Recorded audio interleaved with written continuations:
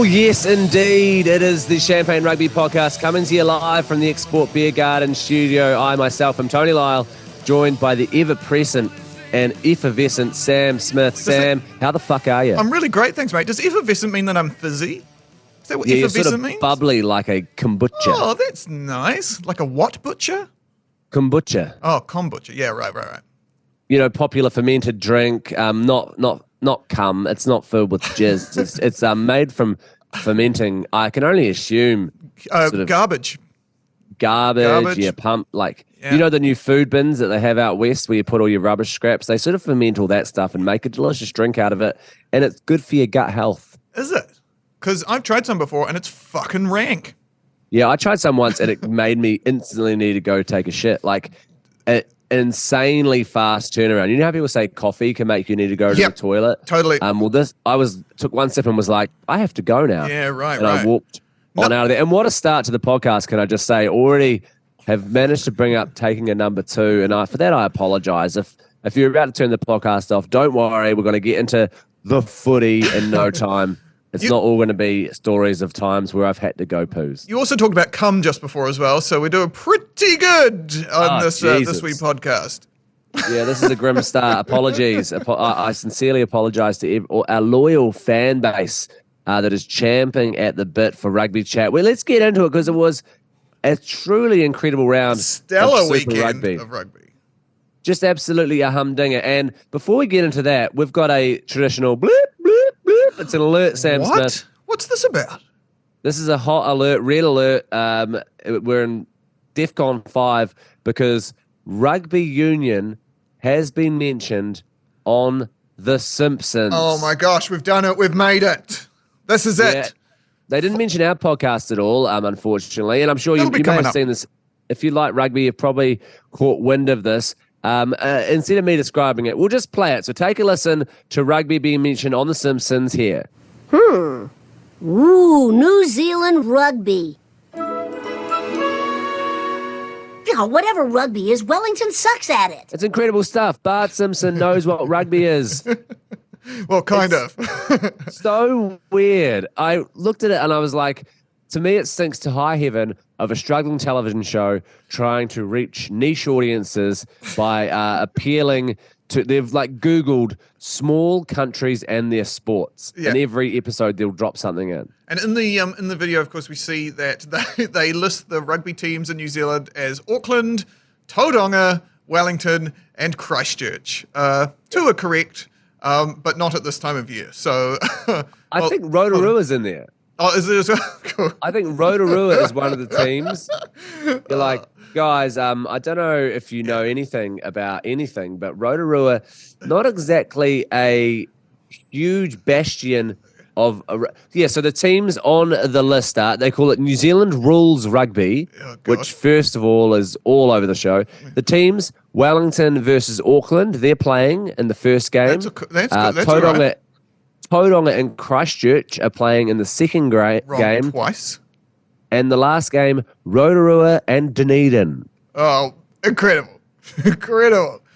So out of all the 6 teams, they've really only got 2 right, which is Wellington and Auckland.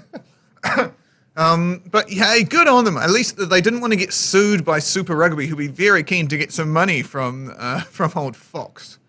Yeah, and I love the fact as well that they...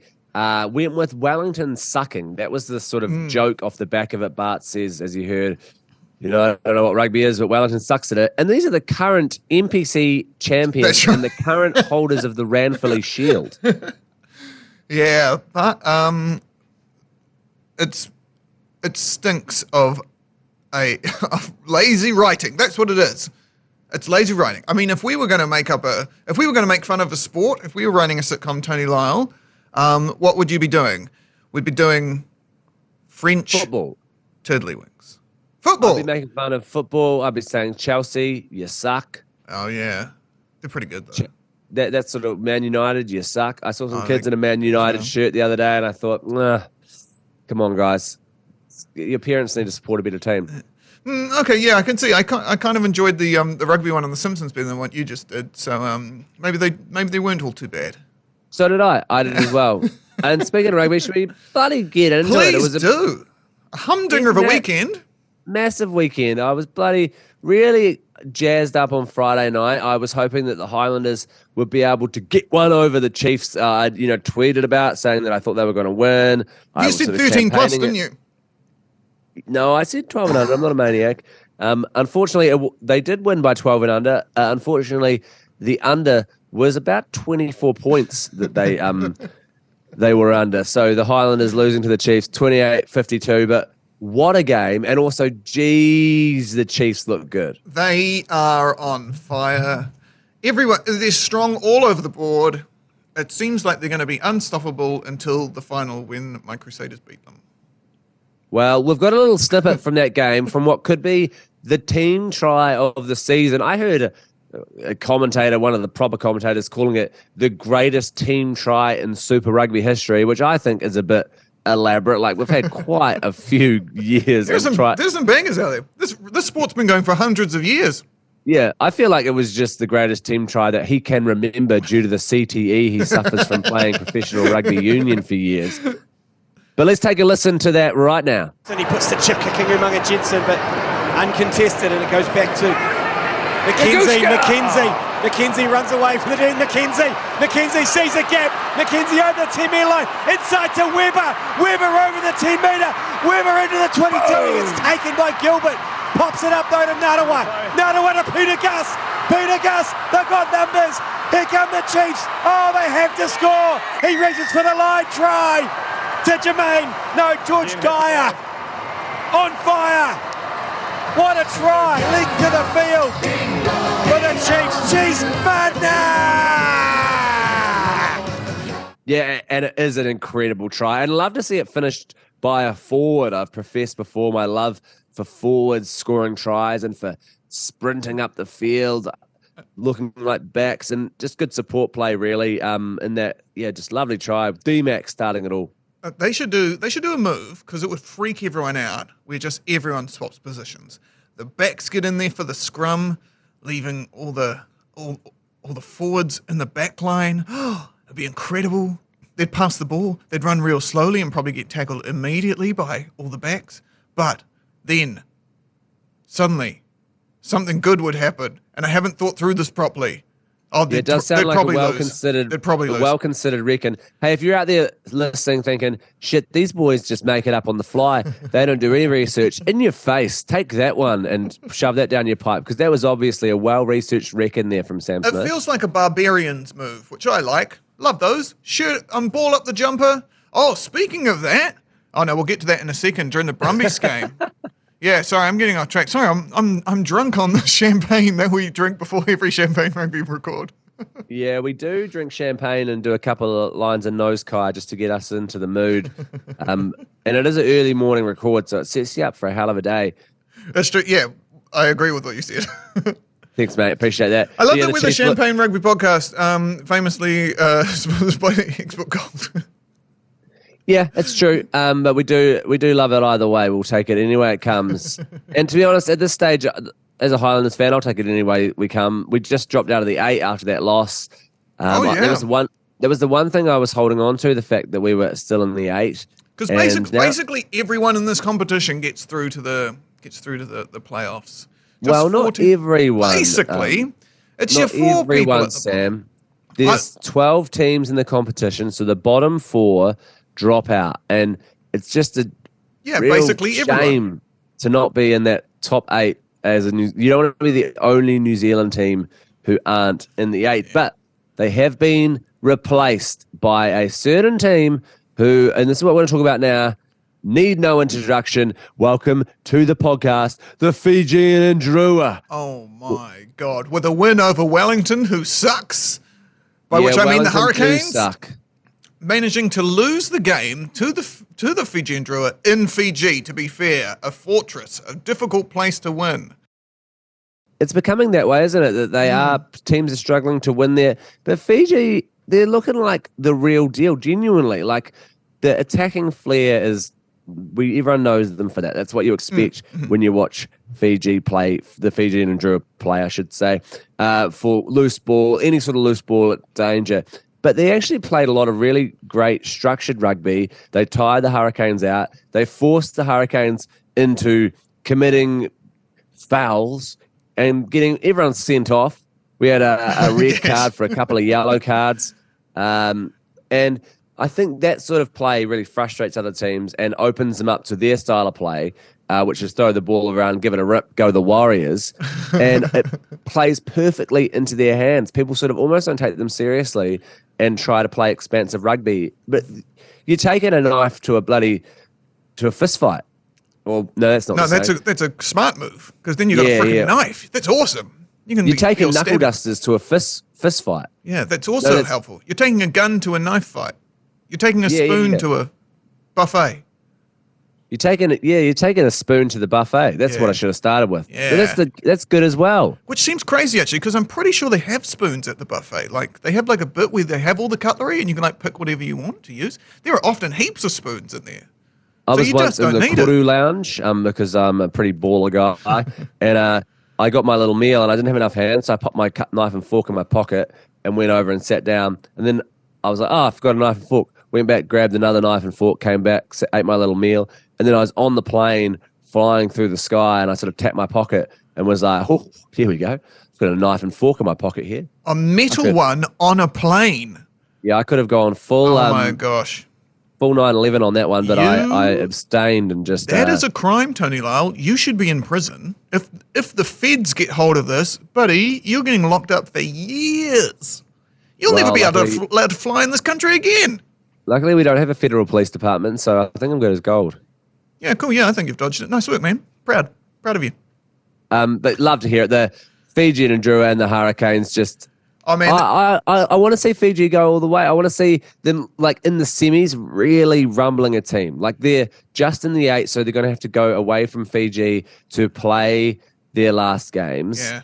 And I'm looking forward to seeing what's going to happen with them. I reckon they could surprise someone. I reckon they could knock a team like the Crusaders out, Sam. Disagree. What it does remind me of is the Jaguares from a couple of seasons ago, where they, what was it, 2017, 2018, I think, where they just started, man, they just had a season. The team fused together. They played amazing rugby. They got all the way to that final to be pipped by my guys. But I'm hoping that would be incredible if the Drua managed to upset the Chiefs. If they're the team that bring down the Chiefs, that would be incredible. But what I think it does do is of such a good sign that Fiji in a World Cup year are going to be pretty damn good. Doesn't that seem like an absolute fucking fever dream that the Jaguares used to run around playing Super Rugby? Like, if you told me today, like, remember when Argentina played Super Rugby, I'd be like, no, I don't remember it. Is that real? Yeah. Same as the Sunwolves. Remember the Sunwolves? How good were they? Not literally good, but geez, they added some value. They were very bad. In fact, I think the 2 biggest losses ever were Sunwolves losses. But the Jaguares came in and they were great. They came in, they had that first season where they were sort of in that, where the Drua were at the start of the season, that sort of second to bottom team. But then the next season, the season after that, just actually were bloody brilliant. Yeah, and so they should have been, really, considering they basically had the entire Argentinian national squad in their lineup. You'd hope that they'd be able to pull a win together against the Western Force. Who, speaking of which, Sam, I was on the ACC commentary on Sky Sport Channel 9 for this one. What a fantastic game. The Crusaders against the Force. I came close to the end. By the end of the game there, it was just an absolute trouncing, 48 points to 13. You came close to the end. What do you mean? Well, it became hard to follow, mate. The game lost all its shape. The Crusaders but to win by to score 48 points and be playing that badly just shows what sort of team the Force are. They're crap, mate. They're crap. I thought you said I came close to the end. No, I didn't. I came close to the end. Yeah, that's what I just said. You came close to the end.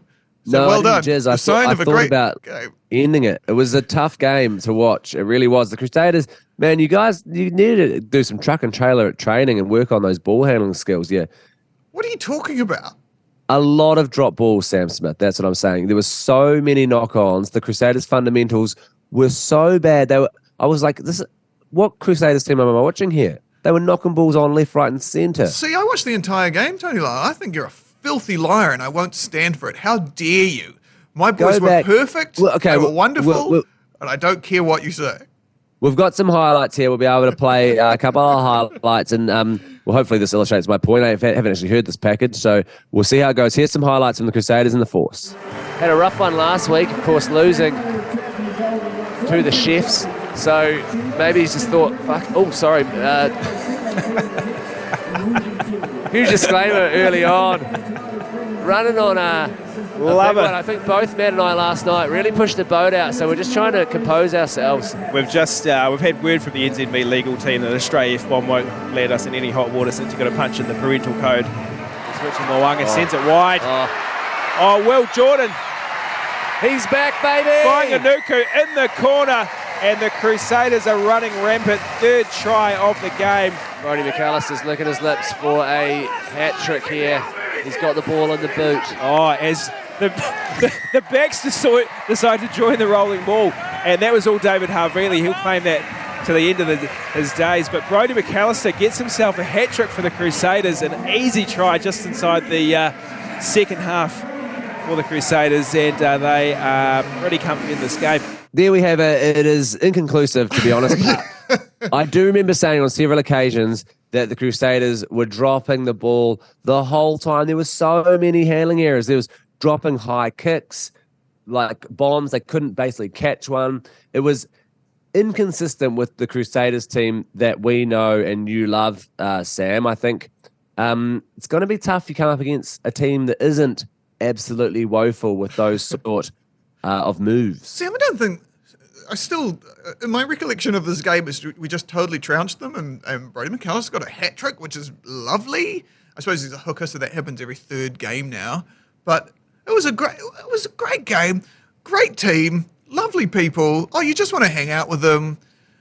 I can't even remember a single fumble, but I suppose that's me looking at them through my red and black tinted glasses. Do you think it's possible that you were completely blind to anything because you were just absolutely scoffing from the trough that is a win from the Crusaders after so many losses in a row? Did you just really lean into blind there because I'm legally blind? Because that's kind of actually like hateful talk. Like, we need to kind of normalize this. Well, I didn't intentionally, but I have no issue with it. Don't worry.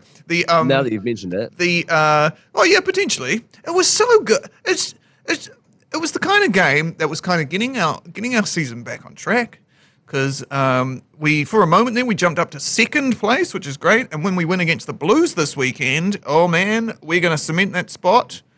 Hopefully when the Brumbies lose to, I believe they're playing, we'll get to this in a second. We'll talk about this soon. But it's going to be a big old game against the Blues. I'm getting ahead of us, Tony. I'm so excited about the rugby this weekend. Let's get through what happened this weekend first. Yeah, well, it was great to see Will Jordan back. Obviously, that was sort of one of the big talking points of the game, him coming back after, I think it was like 9 months, nearly a full rugby season there of being away. And he played really well. It took him a couple of seconds to get into the game, I thought. But after he got the ball in hand a couple of times, he was bloody ripping it up. And he's I fantastic. will say, as an All Blacks fan, it made me rock hard. Yeah, rock hard. Like rock instantly. Hard. Absolutely. Oh, instantly. Nice. Instantaneously. Now you know how we Crusaders feel all the time. Just every rock time we hard. think of Will Jordan, any of our lovely boys. Boing. That is truly great to hear. That's the sound that you constantly hear at the worst stadium in New Zealand rugby. Oh my God, you Orange can't say Theory. that. We built it with our own hands after our city was decimated. That's how everyone builds everything. No, they get contractors in. We got together, the fans. We got a spanner, we got a saw, we cut through some metal sheets, we glued them all together, and we made a beautiful place for all my lovely team of 2012 to come back together and place fairly poorly within the season, but still, we made that stadium ourselves. And once you get back from Wellington, Tony Lyall, I'm going to beat the shit out of you. Well, it sounds like a pack of horseshit to me, Sam. Everything you just said. I don't believe any of it, but I appreciate that. Hey, you're entitled to your opinion. I like it. You're injecting some mana into your stadium, and that I'll allow totally. Thank you. But Crusaders, it was the win that they needed, got them back into 4th place on the table, sitting behind the Blues. And as you mentioned, that's going to be a real corker this weekend. But one more game to talk about, speaking of the Blues. The next game to focus on is the Blues versus Moana Pasifika, and it is a travesty at Eden Park. Let's take a listen. Oh, Gordy knows what way he's looking. Caleb Clark, a mile out to the left-hand side of the field. Could we see another Wipers kick? Here he is, Gordy, still attempting his world record. The record is 50 laps of a roundabout. He's attempting it back. Oh, controversial. Wow. And that's game 31-30, Matty. You called it. That was exactly the score. And I dare say that the breakdown tomorrow night will be leading with this. Yeah, last-minute penalty try to win the game for the Blues by 1 point, and I was fucking fuming when I watched this happen live. Absolutely. It was going to be the biggest upset of the world. We talked about it last week on the podcast. We said, wouldn't it be just mental if Moana Pasifika beat the Blues at home?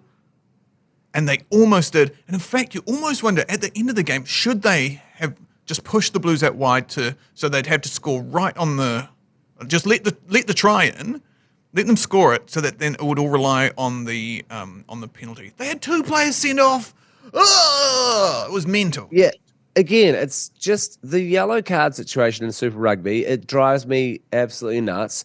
It's things that aren't necessarily yellow card. It seems like if it gets in the last 10 minutes of the game, the ref is just like, any penalty and you're going to the bin in the last part of the game. Because they're like, oh, we've had too many penalties throughout the game.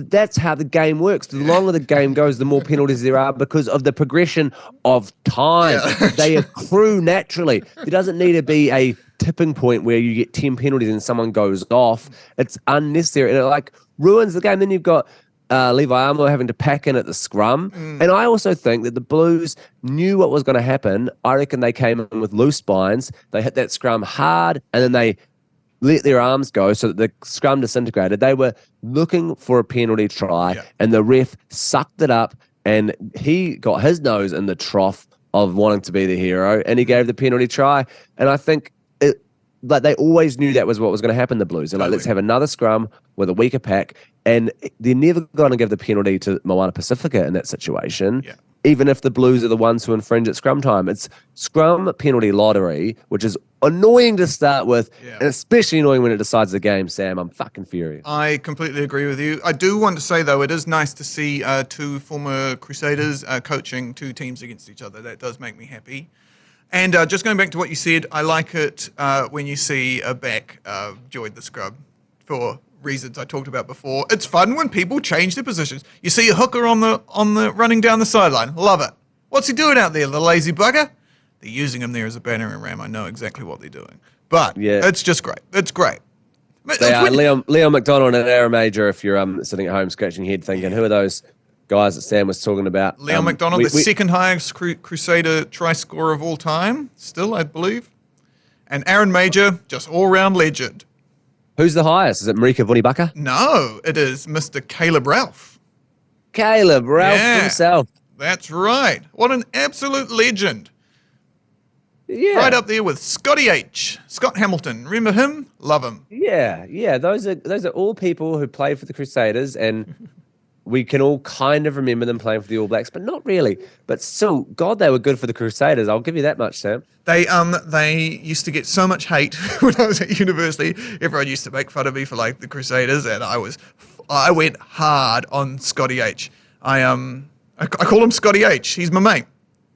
In fact, if you're listening, Scotty H., give us a call, and I'd love to have a chat. And thank you for the great times you've brought me in my support of this fine sport we call rugby union.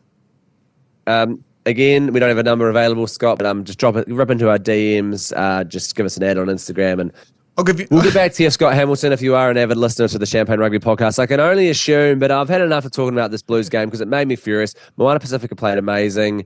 They deserved to win. They had it cruelly snatched from them.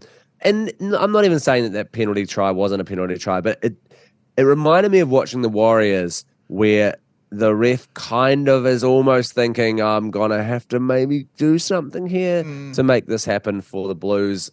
I don't want to get into that whole situation, but, unconscious bias against teams that are not the favourites seems to be ripping through Super Rugby as well. I would hate to be the team coming up against Moana Pasifika next weekend. I mean, this weekend. Yeah, I'd say Levi Amua and Tavatawa Nawa are really going to do some up-the-guts midfield hits, and someone's going to cop it. They are going to fuck up a guy in that next game.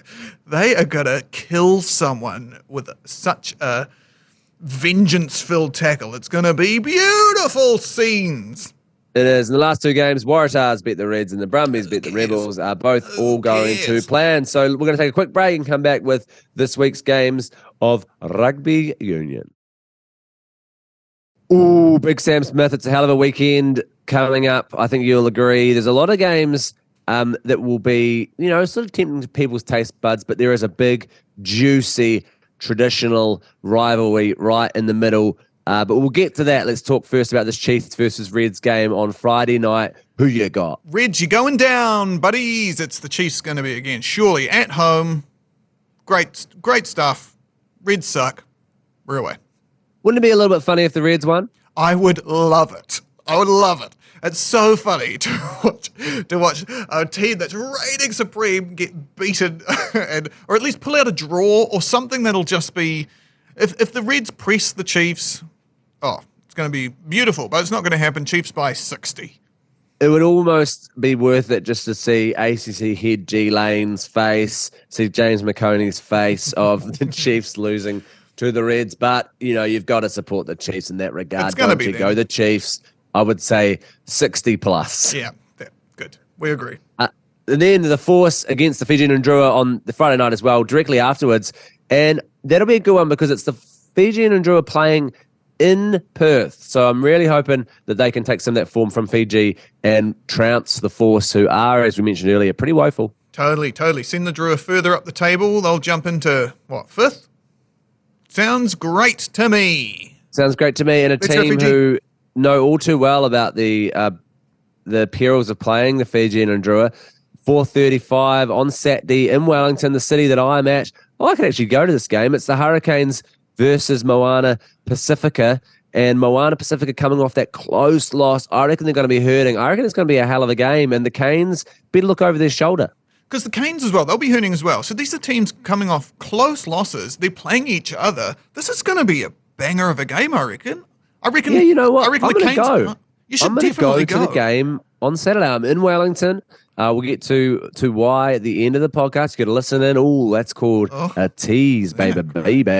We'll get into that in a little bit. But I'd say, it's going to be close. I think the Canes will win still because they. Head says Canes, heart says Moana Pasifika. Yeah, you got to go with the head. The Canes will take that one out. And Sammy Smith. Here we go. The next game. Crusaders at home against the Blues. It's the traditional rivals. It's going to be fantastic. It's going to be the team that's won the most Super Rugby titles against the team that's won the second most number of Super Rugby titles. Go the Crusaders. Take down those Blues. Destroy Caleb Clark. Will Jordan to score a hat-trick. Crusaders by 90. I liked it up until you see Crusaders by 90. I think we're going to do it. I think this is our game. Things are going to click. It's going to be interesting. You're going to have to play a lot better than you played against the Force last week, and you have to tidy up those handling errors. You need to get into Scott Robinson's ear and tell him to sort of work some of that stuff out. I'll give him a call. And I'll let him know. I think you'll have it. It is in Orange Theory Stadium, aka the worst stadium in New Zealand as well. So I think the fan support will probably help get you over the line also. But the Blues, you never want to bet against them. Blood versus Crips. I'm going to go with the Bloods this time. The mainlander in me is going to say, go the Crusaders. But again, if the Blues win, you know what? I'm going the Blues. Go the Blues. This is what? That changed. Tony Lyall. Yeah, it did. It certainly did. I live in Auckland, and I've got to be true to where I live. Go the Blues. I am going to burn your house down. All right. I won't do that, by the way. I just want to be very clear. If your house happens to accidentally burn down, I want this to be on record that it wasn't me. Well, this will be admissible in court. And then after that game, we've got the Waratahs versus Rebels, and the Waratahs will win that one. And then on Sunday afternoon, the game that everyone's talking about in Canberra. Also, have the Blues won the second most Super Rugby games? Yes. Yeah, they've won 3 titles, 96, 97, 2003, and then the that dumb Trans-Tasman one. So they've won 4. So that's the most. 4 is the most any other team's won. The Crusaders have won 13.